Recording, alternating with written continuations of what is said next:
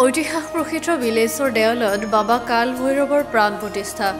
নলবাৰী জিলা আয়ুক্ত বৰ্ণালী ডেকাই মানস কৰা অনুসৰি আজি নলবাৰী জিলাৰ ইতিহাস প্ৰসিদ্ধ শ্ৰী শ্ৰী বিলেশ্বৰ দেৱালয়ত বাবা কাল ভৈৰৱৰ প্ৰাণ প্ৰতিষ্ঠা কৰা হয়। বিভিন্ন মাংগলিক কাৰ্যসূচীৰে সুদূৰ জয়পুৰৰ পৰা কাল ভৈৰৱৰ মূৰ্তি আনি প্ৰতিষ্ঠা কৰা হয়। পশ্চিম নলবাৰী বিলেশ্বৰ দেৱালয়ত এই উদ্দেশ্যে আজি পুৱা ৫১ গৰাকী স্থানীয় মহিলাই পানী তোলা কাৰ্যসূচীৰে মাংগলিক কাৰ্যসূচী আৰম্ভ কৰি মূল মন্দিৰত পূজা অৰ্চনা কৰে। মহাদেৱৰ আন এটা ৰূপ কাল ভৈৰৱৰ।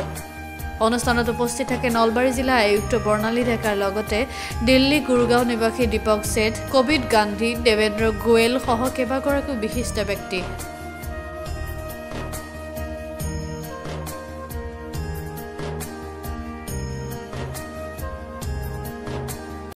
বিলেশ্বৰ দেৱালয় আমি আটাইয়ে জানো আৰু অসমৰ ভিতৰতে শ্ৰদ্ধা কৰে আমাৰ ভক্তপ্ৰাণ ৰাইজ আহি থাকে আৰু আজিৰ এই শুভ দিনটো বিশেষকৈ দেৱালয়ৰ বাবে শুভ দিন আৰু দেৱালয়ৰ চেয়াৰমেন হিচাপে DC চেয়াৰমেন হয় মেনেজিং কমিটিৰ।